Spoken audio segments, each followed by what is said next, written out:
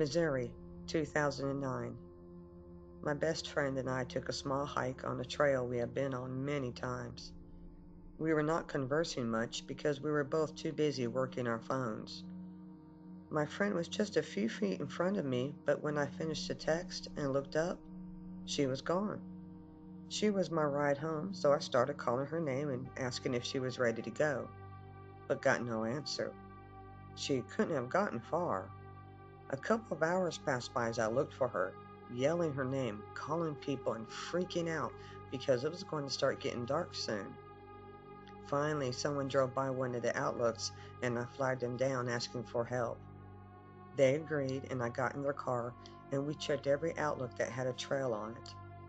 At one on top of this hill, I got out, yelled her name again, and finally got an answer. You have no idea the relief that poured over me at hearing her voice. I found her almost 2 miles from where I last saw her. She was wondering why I was so angry at her, completely unaware that she had been gone for almost 4 hours. And when she finally believed me on how late it was, started complaining she was going to be late for work.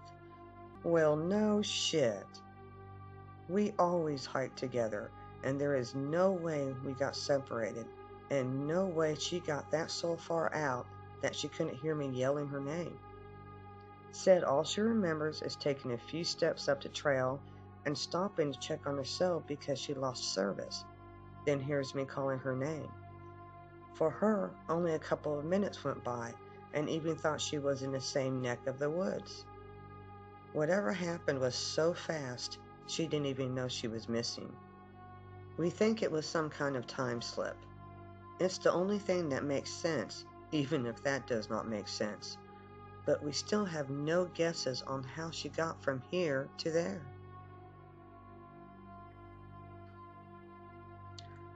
Huntsville, Alabama, 2004. My younger brother and I grew up in the country, 15 acres of a forest filled with trees and thick bush.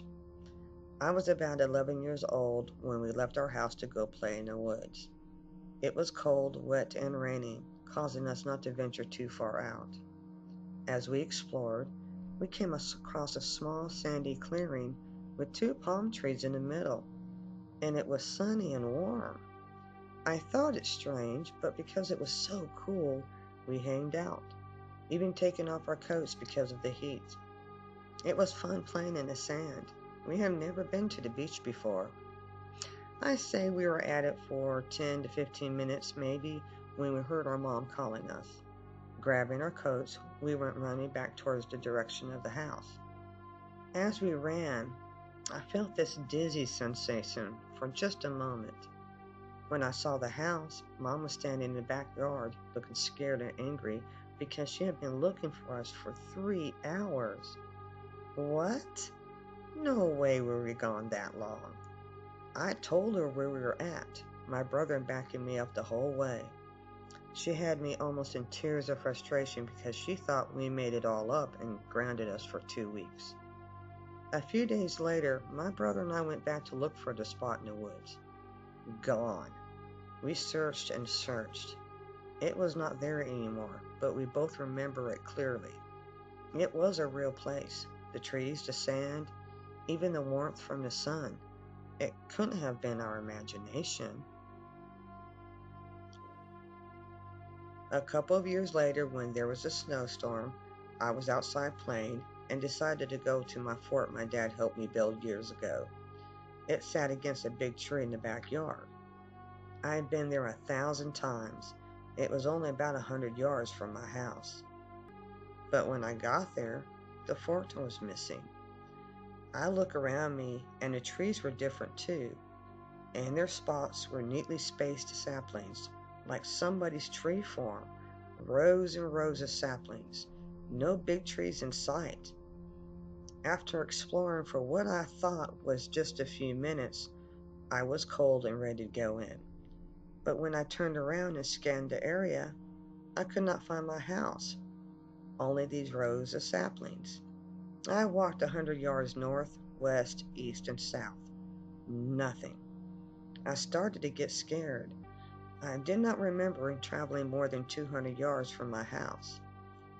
I thought I heard my dad calling my name, but it sounded so far away I could not get a good pinpoint on it. Taking a best guess, I go into what I hoped was the right direction and again heard my dad calling for me. He sounded scared. I called back to him, but it was like he could not hear me. I went towards the voice and felt that same dizzy sensation for a moment, and whoosh, my house was in sight. I was not more than 150 feet away from it. How did I not see it? The snow was not that dense. It was not coming down that hard. Once again, I had been out there for hours when I thought it had only been minutes, and my dad said he never heard me calling out to him. Thinking back to when I first made my way to the fort, the large bush pile for the firewood that sat in front of it had been missing too. The next day when I went and checked, the bush pile and my fort were back. No more rows of saplings. I don't know if it's me, the area, or what, but I believe I got lucky twice not to have disappeared permanently. Wherever I was at, it wasn't here. I made my brother promise not to venture in the woods without me after that. Wyoming, 2002. I'm getting goosebumps just remembering this, but when I was about 8 years old, I was in a national forest for my sister's wedding. I was at the picnic table waiting for my mom to bring me something to eat. She told me to keep in sight of everyone. I noticed a little playground not far down the road with the bases of the trees surrounding it loosely wrapped in some kind of colorful plastic. I assumed it was decorations for the wedding. I went to check it out and could clearly see my mom and others in between the trees. She did tell me not to leave sight of everyone.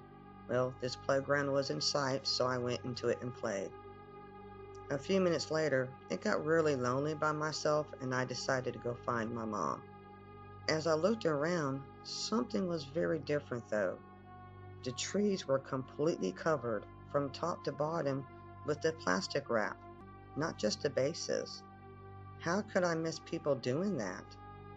But the worst part was, I could no longer see the gathering and picnic tables. I could still hear everyone laughing and talking, so I made my way through the trees toward the sound of them, but it was just more woods.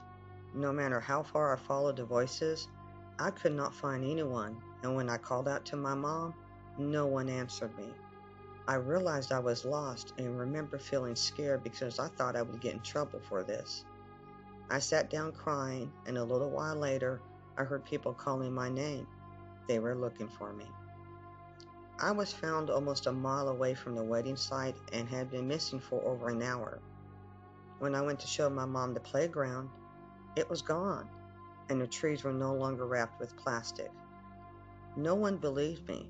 They thought I just wandered off and got lost. But I played in that playground. And how could I not see the picnic area when I could clearly see it before? And what about the voices? How could I hear people but not see them? And how did I walk a mile through a dense forest without getting any scratches or bruises, and my dress and shoes were clean? Something really weird happened, and it scares me to this day because what if it happens again? Will I be lost and found?